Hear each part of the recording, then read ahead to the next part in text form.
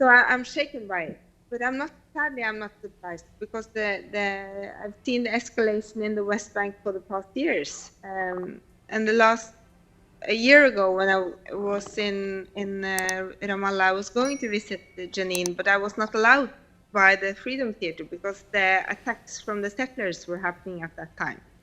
So, this is nothing new. It has gone on for years.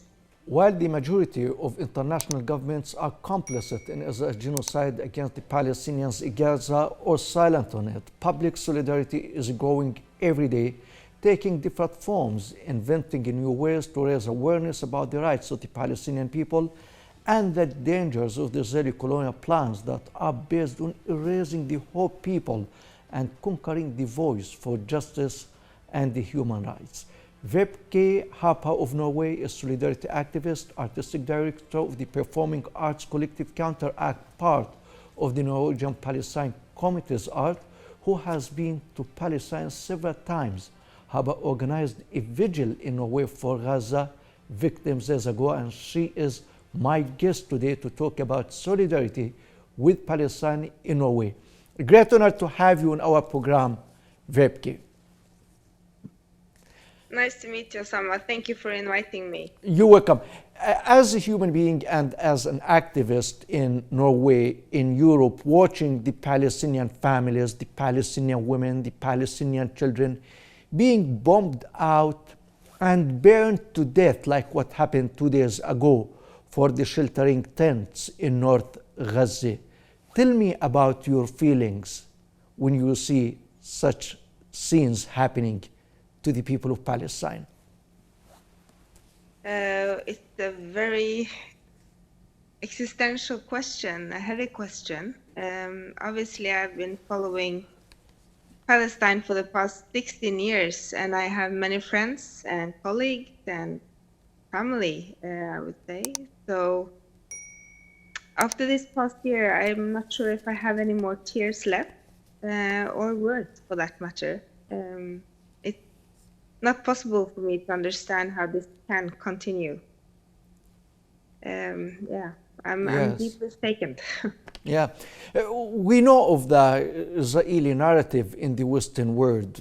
People, let me say, before the solidarity movement and the raising awareness campaigns in the world to show the true face of Israel as a colonial power, people in the West were thinking or believing that Israel is not only a democracy, the only democracy in the Middle East. Now, do you think that this attitude is changing now as they watch the crimes against children and women in Palestine? I'm not a political analyst, so I should be careful as an artist and as a human being. I notice a change. For the past 15 years, I've been traveling back and forth, as I mentioned, and often I come back to Norway and people don't care. You have, or not that you don't care, but you have other things that's more present in their mind. Since October, things have definitely changed. Everybody cares.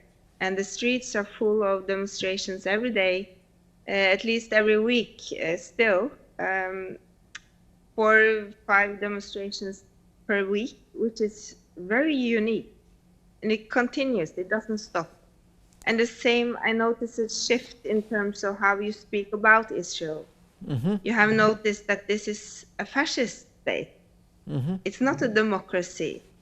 It's also traumatizing its own citizens by sending them to do these war crimes. So nobody wins here, and that it's a shift in the discussion, definitely, which is finally something that happens. Yeah.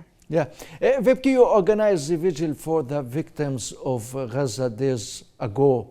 How was the people's participation in that vigil, and how do you think such kind of activities is relevant to raise people's awareness about the rights of the Palestinians and the monstrous and the brutal actions by Israel against them?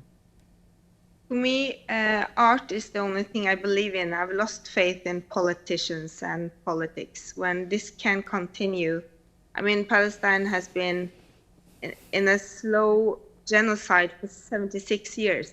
So now it has escalated. And the fact that, especially obviously the Western world, but the world in large, allows this to continue. So for me, art is what I believe in, and coming together as human beings, showing support and showing our resistance against the genocide, resistance against occupation, apartheid, racism, etc. So this was the second vigil I organized. The first one was in a collective with others in December last year, where we read all the names of the martyrs in Gaza from 7th October until 29th of October 2023. So that was 6,749 names, which we read out loud and wrote down every name for around 24 hours. And a week ago, I organized a new vigil where we had a reading of a diary from Gaza written by Atif Abdesseif. I Want to Be Awake When I Die, a diary from genocide. 68 people participated in this continuous reading. And it was actors, artists, activists, also some politicians from the parliament. And I believe that the encounter with the text that Atef has written, which is a personal diary that explains the first 85 days of the war last year that began from 7th October until 30th of December.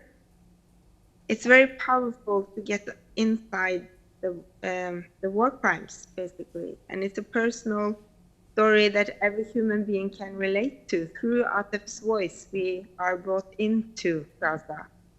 And we can experience the everyday life from the inside of a genocide. And it makes a huge impact on everybody who reads and experience the art piece.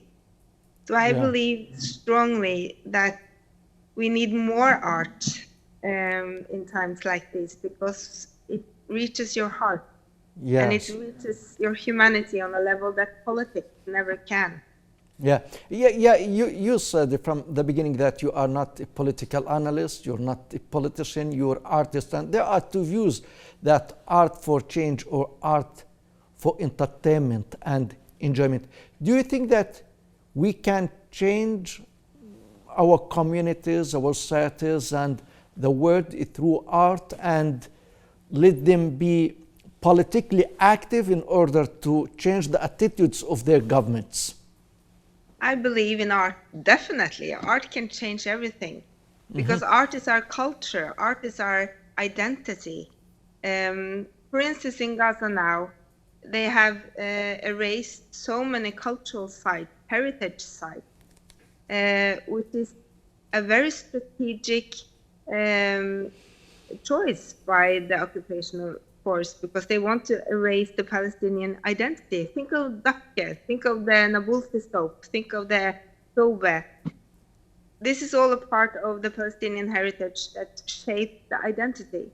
And I've been working a lot with the Freedom Theater in Jenin, which are very explicit in the way of using art as a tool, as a means of resistance, as a means of change.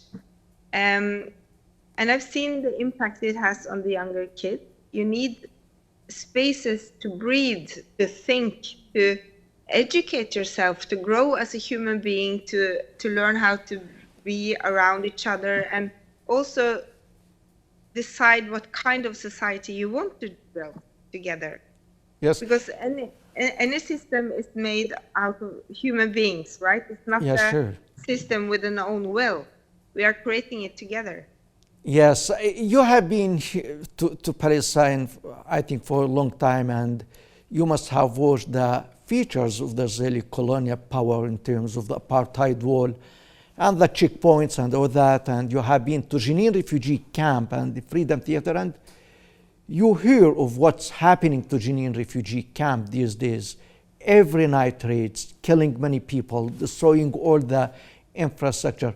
Now, when you hear of these news about the occupied West Bank, Jenin and other refugee camps, Do you get surprised, or it is expected based on your visit years ago to Palestine?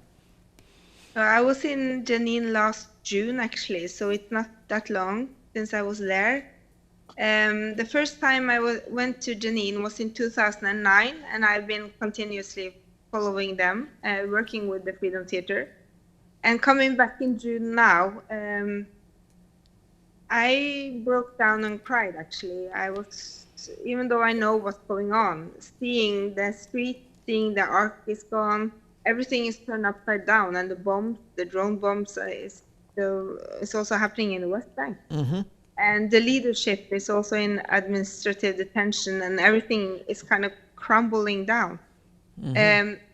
If I'm surprised, no, I'm not surprised. Sadly, I'm not surprised. But even though, I have to say, I'm sad, of course, because these are my friends and my colleagues.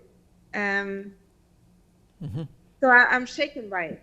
But sadly, I'm not surprised, because I've seen the escalation in the West Bank for the past years. And a year ago, when I was in Ramallah, I was going to visit Jenin, but I was not allowed by the Freedom Theater because the attacks from the settlers were happening at that time. So, this is nothing new. It has gone on for years. Yes. My final question to you, Vibeke. The German foreign minister 2 days ago said that Israel has the right to kill Palestinian civilians because the Palestinian fighters are embedded among the civilians. Now, I want you to comment on that statement, first as a woman and as an artist who knows Palestine well and who has many Palestinian friends, brothers, and sisters. I'm just speechless almost. I was in Berlin recently and saw the way the police is handling pro-Palestinian activists and artists working with Palestinians. And they are constantly arrested. They are raiding their homes. It's shocking. And these kind of politicians saying these things. Once again, Germany is on the wrong side of history, kind of. I don't know what to say. I don't know how to respond. It's shocking to me. And so we need to continue. And luckily, there are very brave resistance in Germany.